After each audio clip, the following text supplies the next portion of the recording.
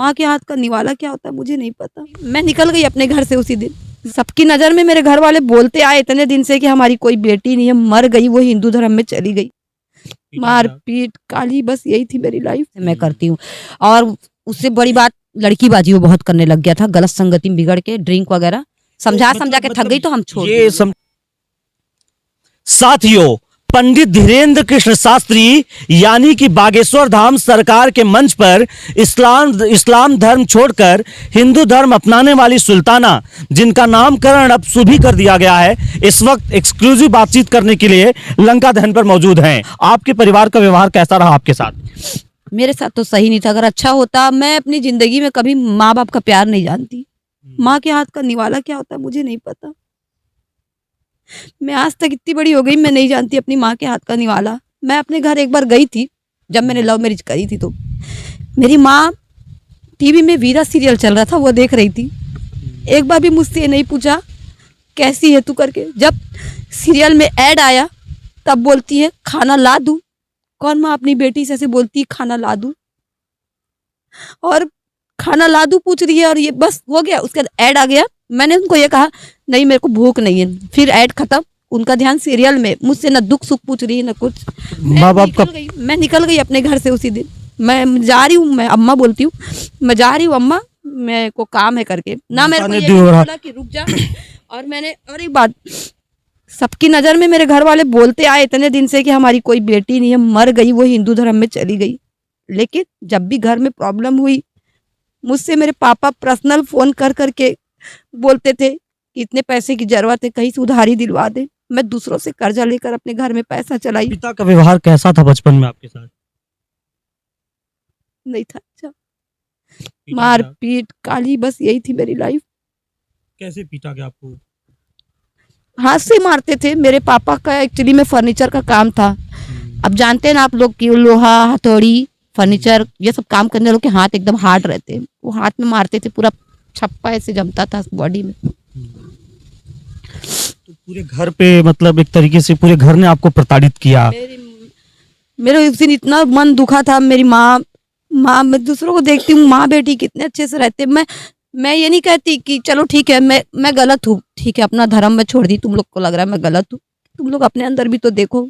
अगर तुम लोगों ने प्यार दिया होता, मान सम्मान दिया होता, ढंग से इस्लाम धर्म की जानकारी दी होती, तो शायद मेरा ध्यान कहीं और नहीं जाता। कुत्ता भी होता है, वो भी प्यार का भूखा होता है। अगर दरवाजे में एक कुत्ते को तुम रोज खाना दो, एक दिन उसको डंडा मारो ना, वो नहीं आएगा।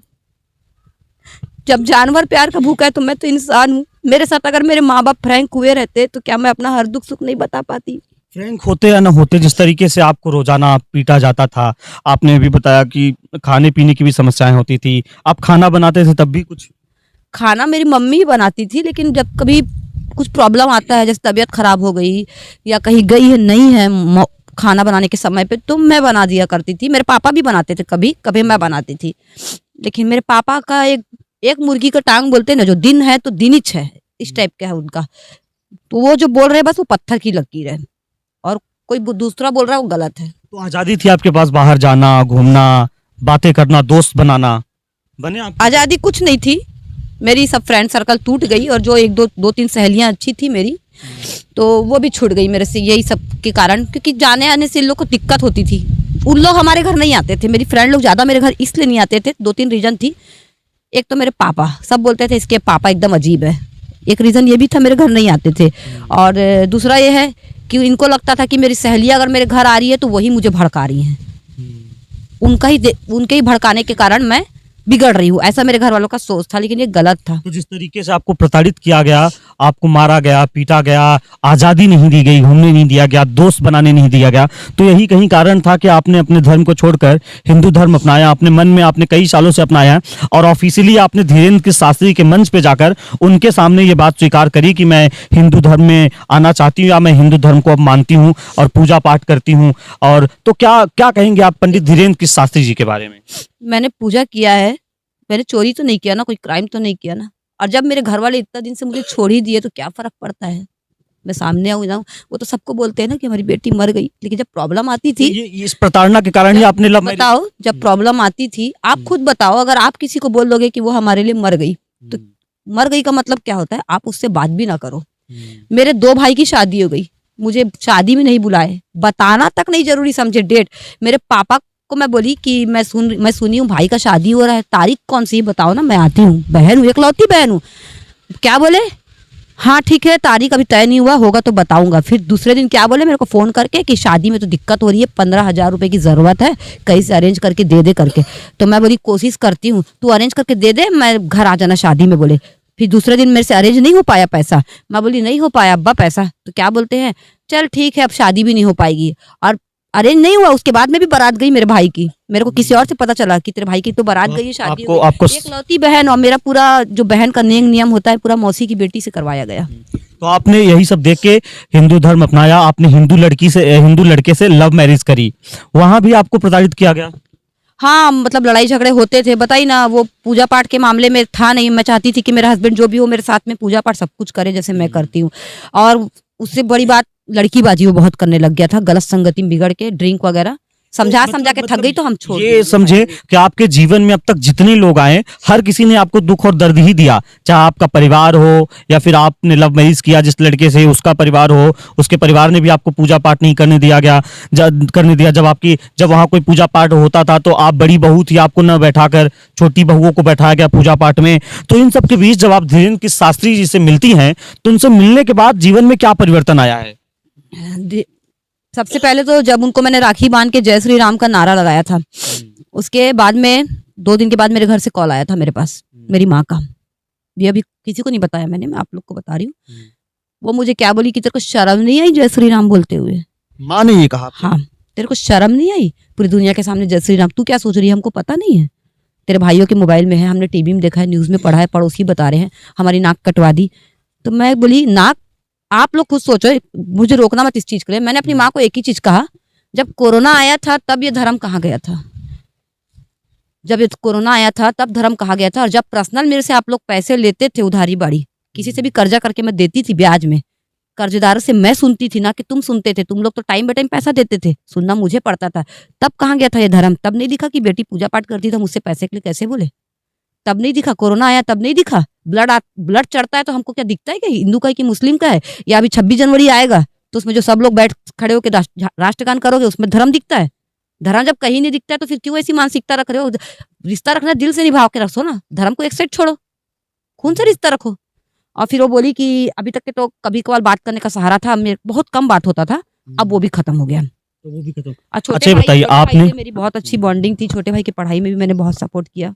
दुख लगता है लेकिन वो पढ़ा लिखा है, उसके बाद में भी मेरे को ब्लॉक कर दिया हर जगह से। ये बताइए, आपने भरे मंच पे हिंदू धर्म अपना लिया और दूसरे धर्म के बारे में आपने कुछ बातें कही, जैसे लड़कियों को लेके कहा और 3 तलाक को लेके भी आपने कहा, ये सारी बातें आपने कही मंच से? किनसे? मंच पे आपने मंच में मैंने कहा था। हाँ, तो 3 तलाक का रिवाज तो मुस्लिमों में है, हिंदुओं में तो है ही नहीं। ये तो सब तलाक का रिवाज, ये तो सबको पता है। अभी तो कुछ कम हो गए हैं और कुछ जगह तो अभी भी है, अभी भी कुछ लोगों के बीच में। तो आप खिलाफ है 3 तलाक के? हाँ, मुझे पसंद नहीं है। शादी जो लोग करते हैं उनके भी आप खिलाफ? मुझे पसंद नहीं है। ये सारी देखो, 2-4 शादी करो चाहे 10 शादी करो, तब करो जब तुम्हारा रिश्ता नहीं चल पा रहा है, टूट गया है या बीबी मर गई है। एक के होते मत करो, होते मत करो। होते एक के होते 2-4 6 शादी। और अगर एक के होते कर भी रहे हो, नहीं पट रहे तो कानूनी लीगली डिवोर्स ले लो, फिर करो। तो यही सारी बातें आपने मन से करी। ये बताइए, आपने उनके मन से इतनी बड़ी बात कह दी, जय श्री राम का नारा लगा दिया गया, नारा लगा दिया आपने, धमकी पावरफुल हो गई थी उस समय। हाँ, ये तो मैंने देखा।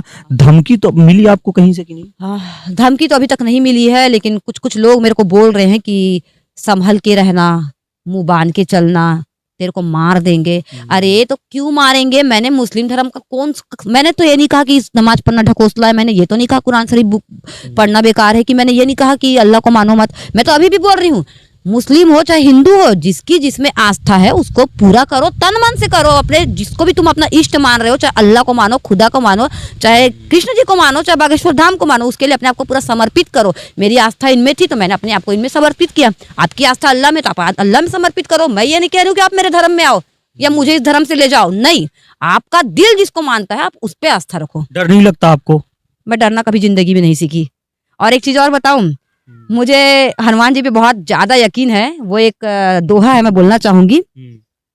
मैं कुछ भी काम करती हूँ या ऐसा लगता है कि नहीं होगा कि नहीं होगा, तो मैं पहले तो वो दोहा पढ़ लेती हूँ, फिर हनुमान जी को बोलती हूँ। दोहा ये है कि कवन सुकाज कठिन जग माहिम, को नहीं जग को नहीं होई तात तुम काहिम। इसका मतलब है कि हे हनुमान जी, ऐसा कौन सा कठिन काम है जो आपसे हो नहीं सकता।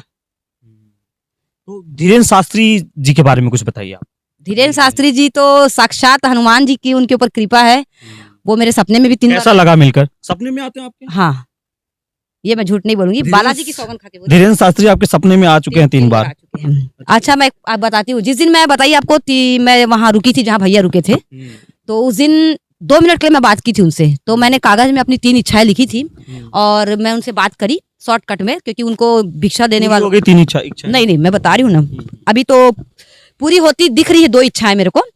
और हड़बड़ी में थे एक्चुअली, मैं 400 लोग 500 लोग बैठे हुए थे भिक्षा लेने के लिए, भूखे प्यासे। तो उनके पास भी जाना था, टाइम काफी हो चुका था। दिव्य दरबार में जो ध्यान पे रहते हैं सेम वही ध्यान पे थे उस दिन। इसका मतलब वो बालाजी थे, उनके पास ध्यान पे थे तो बालाजी थे, झूठ तो बोलेंगे नहीं। जैसे ही मैं गई तो वो अपने हाथ का राखी निकाल चुके थे, जो मैंने राखी बांधा था वो हाथ में पकड़े थे। शायद ये हो सकता है कि वो उस समय सिर्फ भगवान के होके रहते हैं, किसी भी मोह बंधन में नहीं रहते, इसी वजह से राखी निकाल के हाथ में पकड़े थे। और उन्होंने मेरे को देखा तो आओ बहन बोलो बोले। तो मैंने उनको बोला, बताया अपना, बताना जैसे ही स्टार्ट करी पहली बात तो वो बोले हमको पता है, हमको सब पता है। आपको क्या लगता है वो सब कुछ जानते हैं? हाँ, सब कुछ जानते हैं। फिर भी मैंने अपनी संतुष्टि के लिए कागज में लिखी थी, मैंने उनको दिया, वो अपने पीए को दे दिए और बोले जाओ खुश रहो करके। फिर वो कोई एक मंत्री आए थे, उनसे मिले, तुरंत फिर उठ गए। मतलब किसी से ज्यादा टाइम तक बात नहीं कर पाए वो, उनको जाना था दीक्षा देने के लिए। बट उस दिन जिस जगह में भैया सोए हैं, ऊपर फ्लोर में भैया सोए थे, नीचे फ्लोर में 3 नंबर पे मैं सोई थी। 3:30 और 4 बजे के बीच जो बोलते ब्रह्म मुहूर्त, मॉर्निंग का टाइम, देवी देवताओं के निकलने का समय, उसी बीच वो मेरे सपने में आए। और मेरे को एक अर्जी जो मैंने लिखी थी, बताऊंगी नहीं, मेरे पर्सनल लाइफ का है, तो उसके लिए वो बोले कि बहन थोड़ा रुक जाओ।